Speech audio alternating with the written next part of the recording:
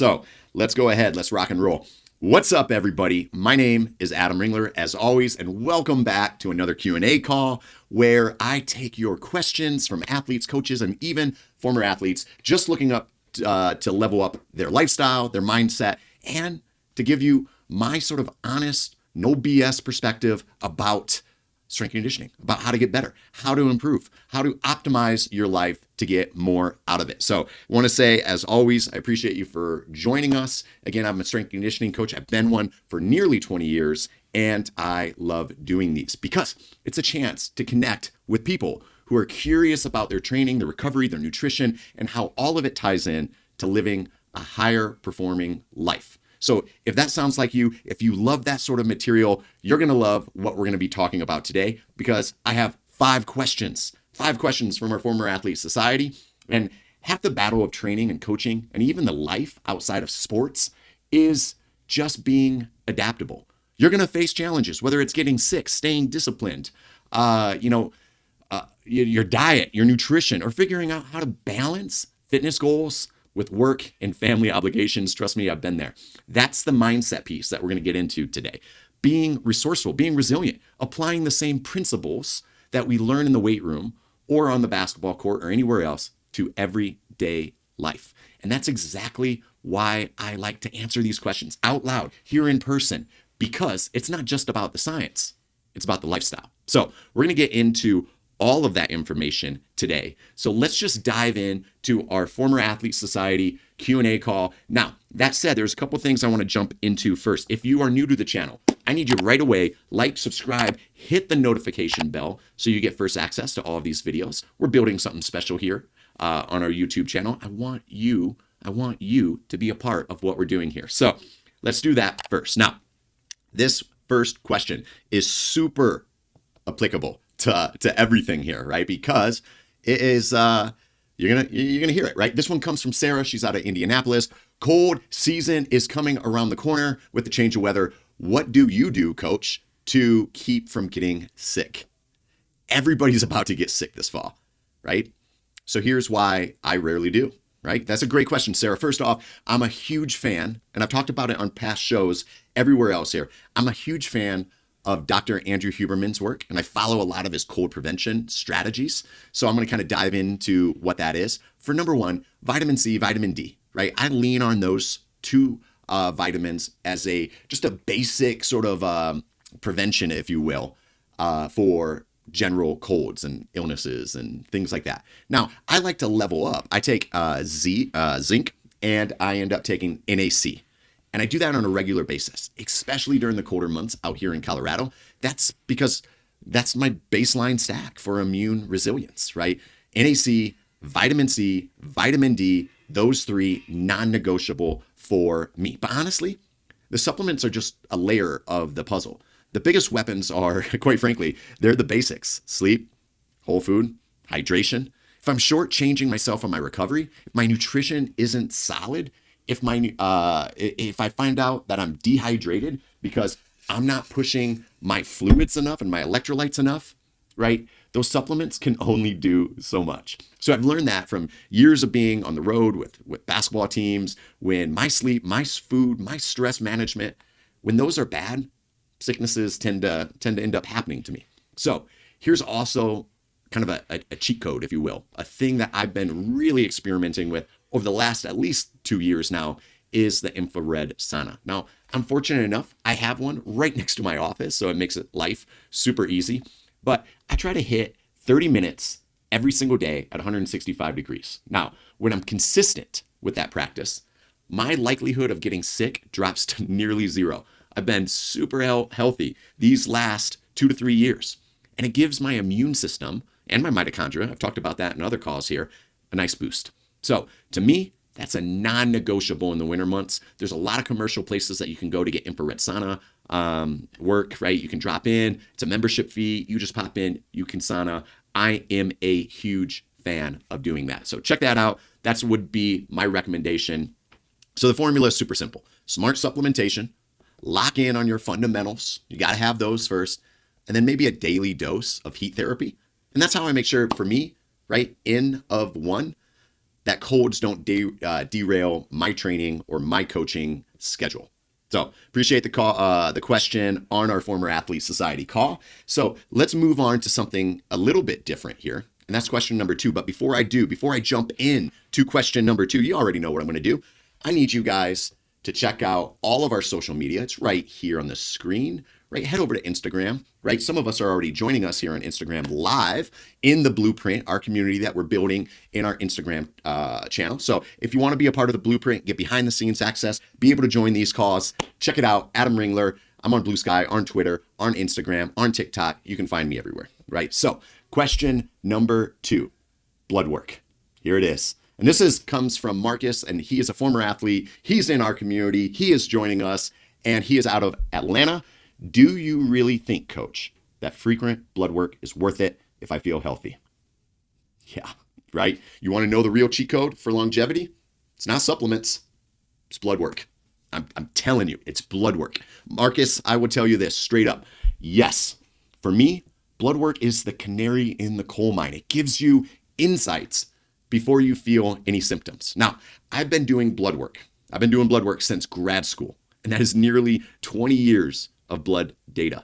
And that's a long runway to see my trends, right? To see what's trending up, what's creeping down, what's stabilizing, and what's improving. So the next question I would imagine that you would have is, what do you watch? What do you look at? How do you interpret or read blood work? Now, that is a whole nother discussion that we could certainly get into, and we probably will at some point of the Former Athlete Society. But a couple things. I keep an eye on my HDL, my LDL, my triglycerides, my cholesterol, and the whole sort of metabolic panel. And coming from a family like mine that had a history of skewed lipids, this isn't optimal for me. It's proactive, right? So over time, I can say, hey, this dietary change helped, or this training block or extra conditioning helped push my inflammation too high, or something like that, right? But without the data, you're just guessing. So somebody that I lean on a lot, Peter Attia, he really sharpened my approach. He wrote a book called Outlive. He talks about monitoring APOB, AST, ALT, and those markers tell you not only your cardiovascular risks, but also your liver stress and metabolic function. Are you training too hard? Right? You probably see it in your AST, ALT. Hey, you know what? Do you have toxins in your body? Are you drinking? Do you consume alcohol? Things like that. You'll find your AST and ALT start to rise. It's a measure of your liver function. So I like to watch those as well. Now, why do I follow Peter Attia? Because in that book, he talks about his framework behind the 4 horsemen of chronic disease, right? Heart disease, cancer, neurodegenerative disease, and type 2 diabetes or metabolic disease are what kill us the most. So if you can catch early signals through blood work, you can get ahead of the problem before it's too late. I'd rather treat it early when I'm in my 30s than rather than wait till I'm in my 40s and 50s and 60s, and now I have to really battle some of these things. So here's my short answer. Yeah, blood work isn't about how you feel right now. It's about stacking the odds in your favor for longevity, right? If there's a cost-effective way to monitor these trends, I'm absolutely going to take them and take advantage of that. So great question. I appreciate that one. That's a super rad question and super applicable for our community. So thumbs up to you for even being on top of this, right? Because not a lot of people are. So let's move on to the next thing. But before I do, I talked about it in some of this video already. There's multiple ways. There's actually 3 ways that you can really get more out of these Q&A calls, these accountabilities. Now, I have a forever free membership, forever free. I call it the Blueprint, right? And it is forever free access to my website. And that's right here. It's on the screen. Sorry, popping it up. Bam, right there, adamringler.com. You can head over there. You can go to the top of the page, memberships at the top. And at that website, you will see the Blueprint membership. It's free. You don't even have to punch anything in, just your email. You get access to our newsletter. You get access to the discussion and the commentary of all of the articles. You get behind the scenes access, right? There's things in this free membership that not the rest of the community and my public articles get. So you can join us there. Secondly, you can join the framework. Now the framework is a level up. There, you get a little bit more information. There's articles, there's private podcast feeds, there's things that I do just for the framework alone. And that is a way to get more value out of what I'm building here at the adamringler.com website. If you're watching this, then you're probably already part of our former athlete society. And that's the next tier. And that's where you get access to videos like this, our one-on-one commentary, our behind the scenes that we have here, our Q&A, our master classes, our private articles, the complimentary training program through Bridge Athletic. All of this is delivered online for former athletes like yourself. So how do you get this stuff? You head over to the website, adamringler.com. It's right there on the screen. Check it out. I do not think you will regret it. Actually, I know you won't regret it. You will absolutely love it because the commentary and the feedback that I've gotten from all of our former athletes within the society is top notch. So let's move on. This next question comes from Olivia, and she's out of Denver. Awesome. Coach, I've been struggling with mental fatigue at work. I read about creatine supplementation, possibly improving my brain function. What do you think about this? What's your take? Creatine, it's not just for the gym. It might be one of the most underrated brain supplements, and here's why. Olivia, this is fantastic stuff. I'm glad you're asking this question. Most people think of creatine is just for gym rats looking to add muscle, but the science is evolving. There's actually a paper right now called Creatine Supplementation. More is likely better for brain bioenergetics, health, and function. And in this paper, it argues that creatine may play a big role in brain energy, especially when you're under stress. So what's that mean? What's cool is that studies like this show that creatine is helping people across the spectrum, older adults, right, with maybe cognitive decline, kids with traumatic brain injuries, even young and healthy adults who are sleep deprived, anybody under stress. So basically the brain's energy systems are, when they're under stressed, creatine seems to buffer that, right? It may support cognition, memory, and focus, and all of those things. But let's be transparent.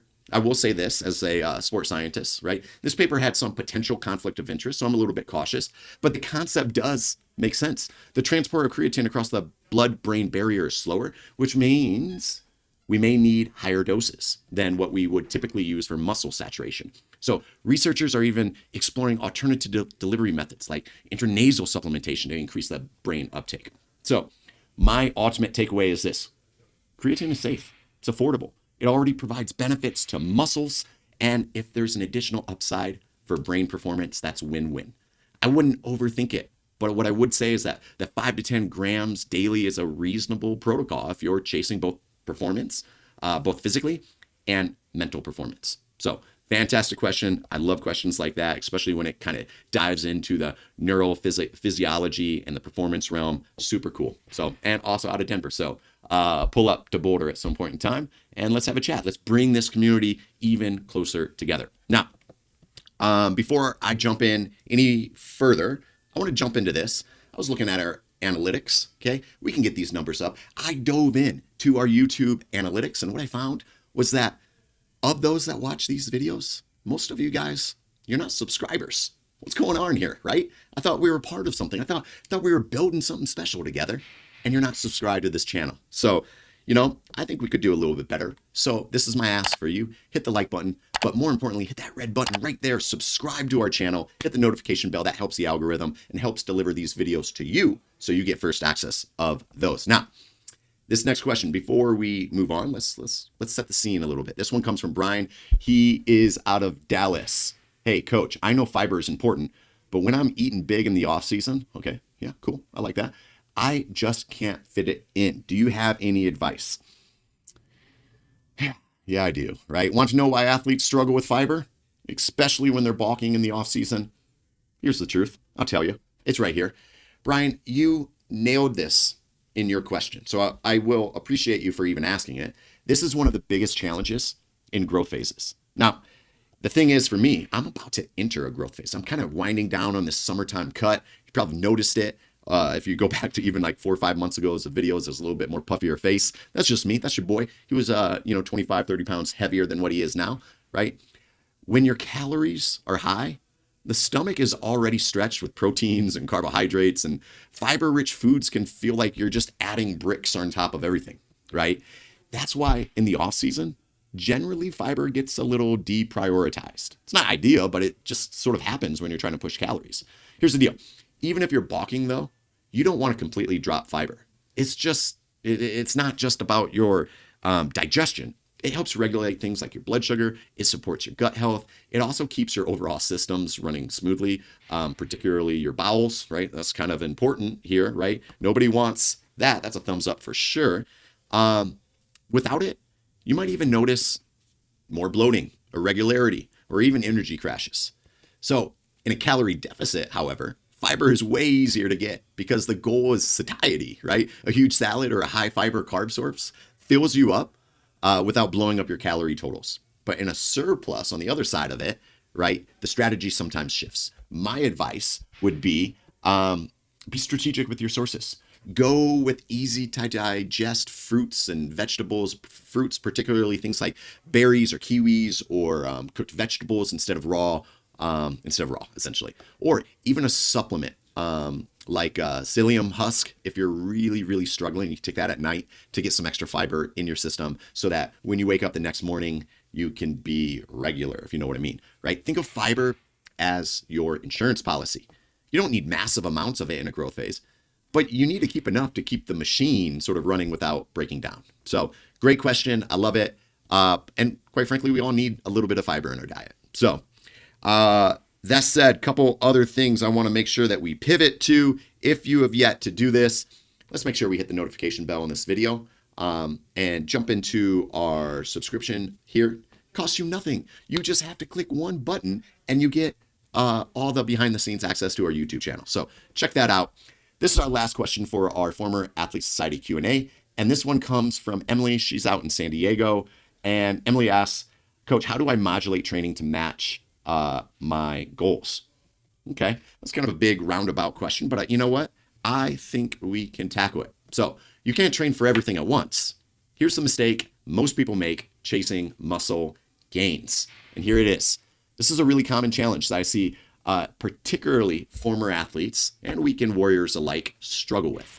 And that is most of us are trying to straddle two different training worlds. We want the look of a bodybuilder or a fitness model, but at the same time, we want the endurance and work capacity of a CrossFit or Hydrox athlete or something like that. Or we want to look lean and strong for a beach vacation, but we also want to be, like the strongest person in your gym, right? So the truth is your training has to match what your main goal is. If raw absolute strength is the priority, then yeah, powerlifting program style approach is probably going to serve you best. If you want to move fast, jump higher, right, and develop some explosiveness, then maybe Olympic lifting should be your foundation, right? If you're chasing endurance, grit, and the ability to suffer, then yeah, CrossFit or high rocks are probably fantastic choices for you, right? If that's your thing. It's not my thing, but if that's your thing, right? But if your top priority is aesthetics or building muscle and shaping out your physique, then you'll probably get the most bang for your buck by committing to a more power bodybuilding type of training style program, right? Something that's a little bit more designed around muscle mass, right? Hypertrophy. And that means more volume, controlled tempos, progressive overload, smart exercise selection. And at the end of the day, it's about being honest with yourself. What do you want most right now? Because once you know that, your training will probably follow what your goals are, right? So looking at the time, we're 20 some minutes into this. I think that's going to round out our questions today for a former athlete society. I love doing these. I love taking these calls, right? And doing these Q&As and answering this. There's multiple ways that you can get your questions to me, right? Most of the time, I'm answering specific questions from our former athlete society, those within the community, those that are within our blueprint, which is our private Instagram broadcast channel. You can join that for free. I'll answer those questions there. But more importantly, if you're like, well, I don't know if I want to join this yet, but I do have a question, then just email that question to me, youtube@adamringler.com. That's probably the easiest way to get it to me. Or you can, again, like I did before, you could join us right here at Adam Ringler on Instagram. You can find me there and direct message your question to me, right? But again, I love answering these questions because it's from people who care about their health, their performance, and their longevity. So whether you're a former athlete and you're just trying to stay sharp, or you're somebody who wants to get stronger or more focused or more resilient, these principles matter. Remember, the details change depending on your situation, whether it's supplements or blood work or recovery devices, etc. But the mindset, people, right, that stays the same. You got to be proactive. You got to be adaptable. You got to take ownership of your health, right? In the exact same way that you took ownership of your training back in your athletic days and your college days. That mindset doesn't have to retire just because you're no longer competing. So, as always, thanks for tuning in and keeping this community alive, this former athlete society alive. Keep sending your questions in. And until next time, stay strong, stay healthy, and keep chasing better performance. I'll see you on the next call.